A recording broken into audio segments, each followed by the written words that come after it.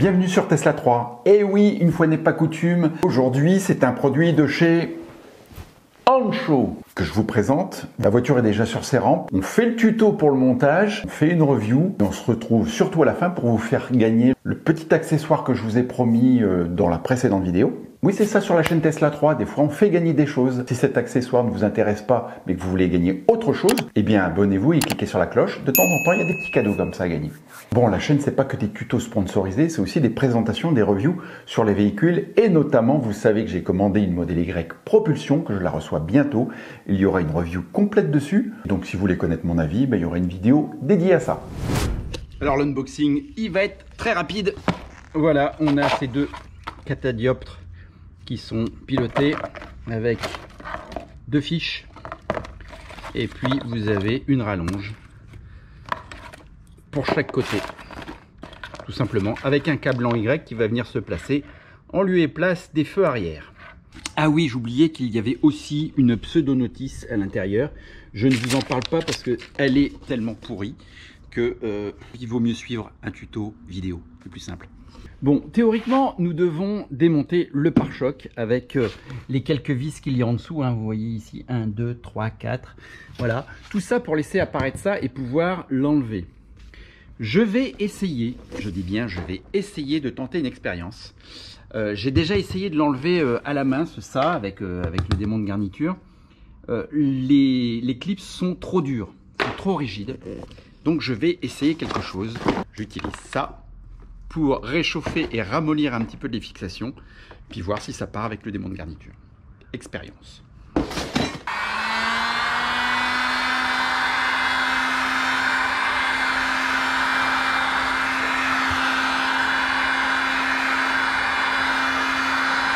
Alors restez pas surtout posé sur un endroit, hein, vous faites bien les allers-retours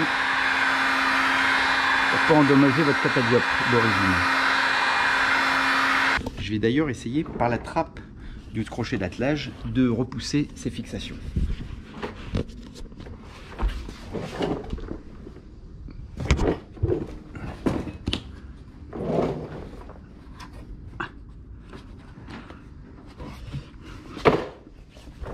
Bon, je viens de les toucher, elles sont pas suffisamment chaudes.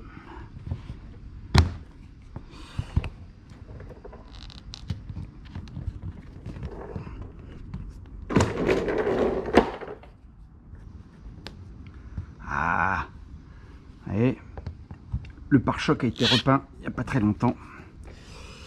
La peinture n'a pas tenu. Vous voyez, il y a un petit peu de peinture qui s'écaille. Mais on arrive toutefois à passer en dessous. Voilà. Bon, ça sera caché, hein.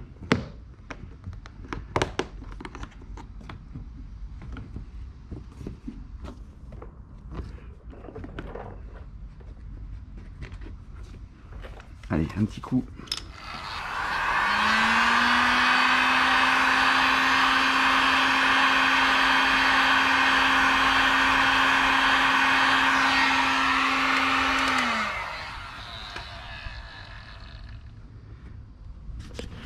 Alors vous avez vu, la peinture a cloqué ici au niveau, donc il faut faire très attention. Elle a repris sa place, hein, elle s'est retendue, mais la peinture a cloqué.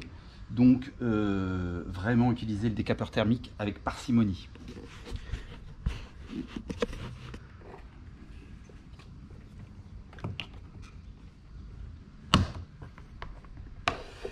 Surtout le prendre bien derrière, comme ça si la peinture saute, c'est pas grave, c'est caché.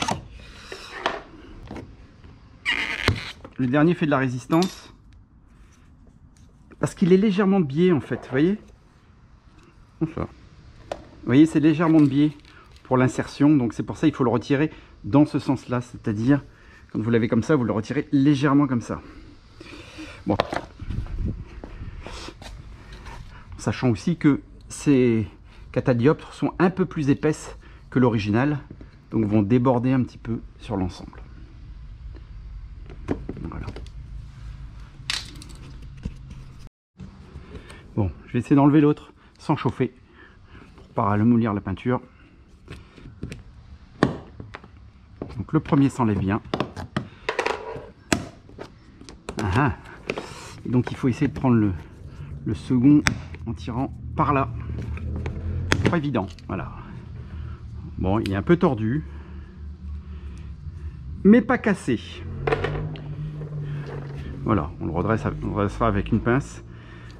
Voilà, donc j'ai réussi et je suis très content et très fier d'avoir réussi à enlever ces catadioptres sans forcer et sans les casser surtout. Alors je suis désolé, mon pare-choc est un petit peu sale, ça se fait pas, c'est pas présentable. Donc maintenant on va enlever ça. On a l'habitude, hein, on déclipse. On a l'habitude avec les coffres arrière. On prend un démon de garniture.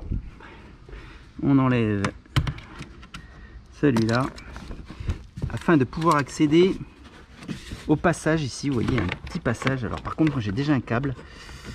Pas été évident de passer ça.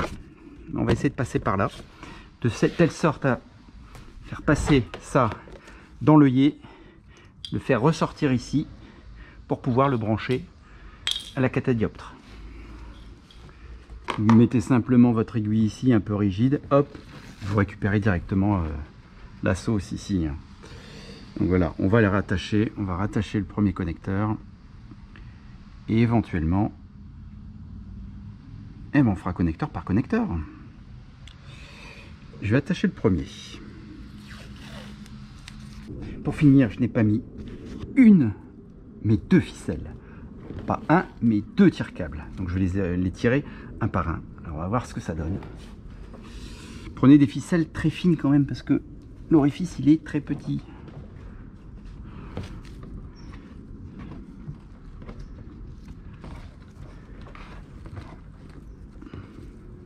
Vous voyez, l'orifice est très petit et on a tendance à faire de la surépaisseur avec des ficelles trop grosses. La mienne est presque trop grosse. Donc je n'ai pas réussi. Alors il faut que je vous montre. Ici il y a l'orifice. Hein. En fait ça c'est juste un guide.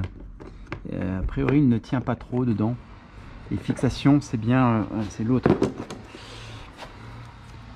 Les fixations c'est bien ces deux choses là. Ça c'est plus un guide.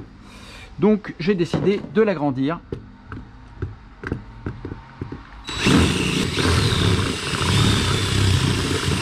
Voilà, juste ça, ça suffira pour laisser passer les deux fiches. Je vais faire l'autre côté aussi.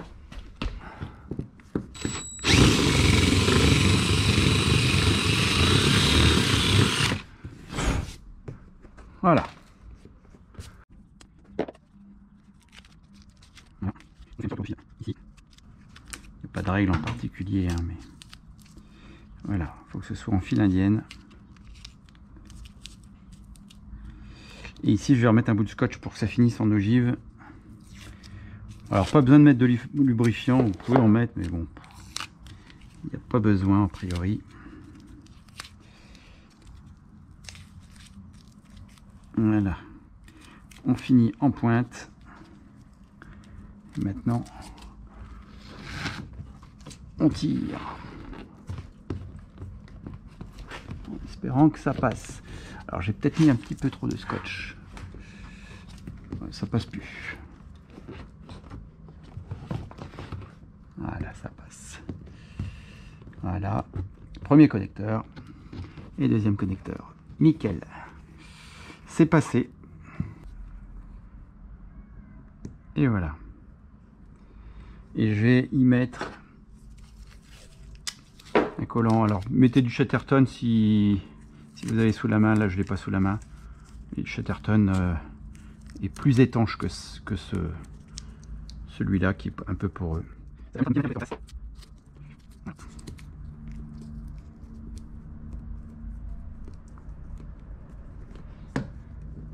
on les passe un par un.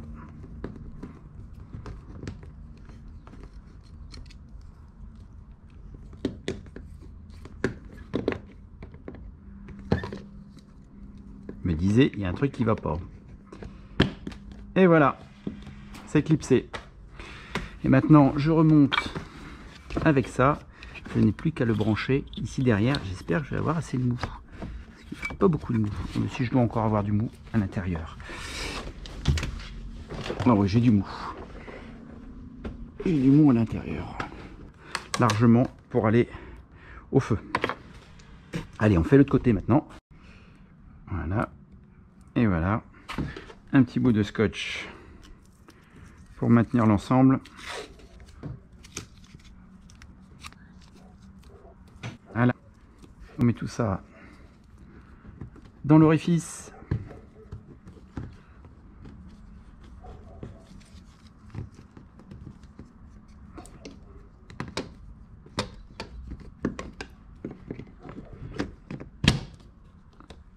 Et voilà. Il ne reste plus qu'à faire les branchements sur les feux. Alors pour ça, vous allez côté gauche. Voilà.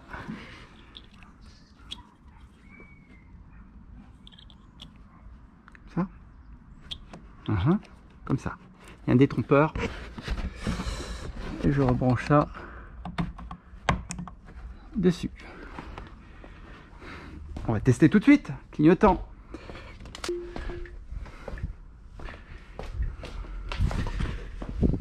Je suis désolé pour la propreté. Ça marche.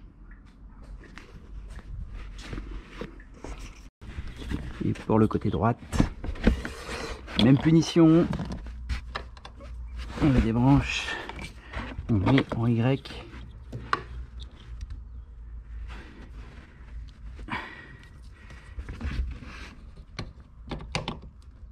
Là c'est inversé. Hein. C'est ça, c'est inversé. On vérifie de suite. Les feux de détresse.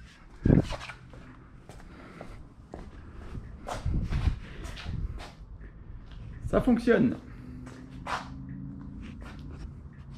Il ne reste plus qu'à remonter les quelques petits clips et cette partie-là. Et vous voyez que sans démonter le pare-choc, c'est possible. Dans la mesure où on agrandit un petit peu le trou pour faciliter le passage du connecteur. Alors bien entendu, j'ai profité de ma trappe du crochet d'attelage. Tout le monde n'a pas de trappe de crochet d'attelage.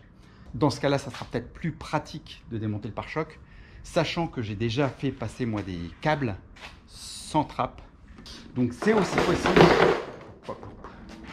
Je casse tout. Par contre, il y a un feu qui marche pas là. Tellement concentré sur mon truc que j'ai pas vu que j'avais inversé la fiche de côté. Il y avait un détrompeur pourtant. Là, ça fonctionne bien. Ouais, j'avais pas vu que c'était le feu stop qui clignotait plutôt que le clignotant. Donc voilà, c'est la fin de ce tuto. Maintenant, on passe à la review. Parce que là, vous voyez clignoter, mais il faut le voir en roulant. Parce qu'il y a des petites choses qui ont été ajoutées, qui sont sympas. Et qui permettent d'améliorer, d'accroître la sécurité en roulant. On voit ça. Après le remontage, c'est quand même beaucoup plus simple. J'ai mis à peine 1 heure. Hein. Je pense qu'avec une habitude, en 35-40 minutes, on peut monter ces feux additionnels à la place des catadioptres. Vous constatez ici que les catadioptres sont allumés en permanence, quand les feux sont allumés bien sûr, et quand je stoppe, quand je freine au feu rouge, vous voyez un petit clignotement. Donc à chaque pression sur la pédale de frein, vous avez ce petit clignotement qui alerte en fait la personne qui est derrière en même temps que les feux stop.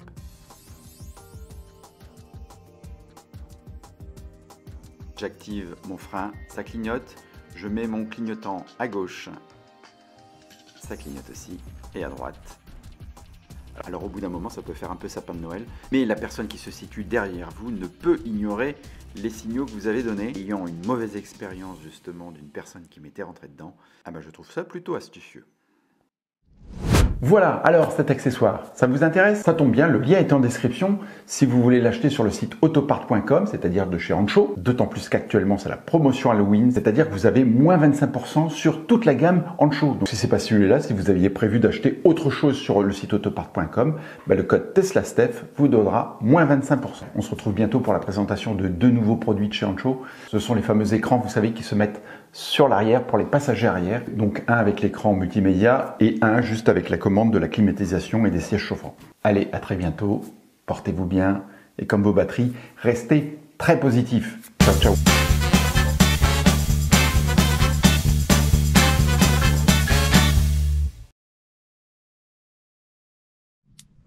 Et voici le bonus à gagner.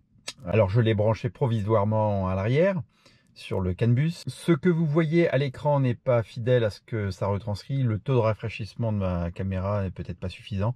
Il n'y a pas du tout de scintillement en réalité. Donc ça c'est pour vous montrer que ça fonctionne. Donc je vous montre que ça fonctionne. La portière ouverte, ça le déclenche. Si je passe la vitesse, le drive fonctionne. La vitesse fonctionne aussi. Même en marche arrière. Voilà, qu'est-ce qu'il y a d'autre? Les feux fonctionnent. Le H fonctionne aussi, hein, le H de hold pour maintenir le freinage. Là, je suis en mode serrage. Voilà, il se déclenche. Il y a quand même une chose qui ne fonctionne pas, ce sont les clignotants. Pour avoir une chance de remporter cet accessoire, c'est très simple. Partagez cette vidéo sur un des réseaux que vous connaissez, Facebook, Instagram, Twitter, et envoyez-moi le lien de votre publication à cette adresse mail. Le gagnant sera tiré au sort parmi les quelques participants.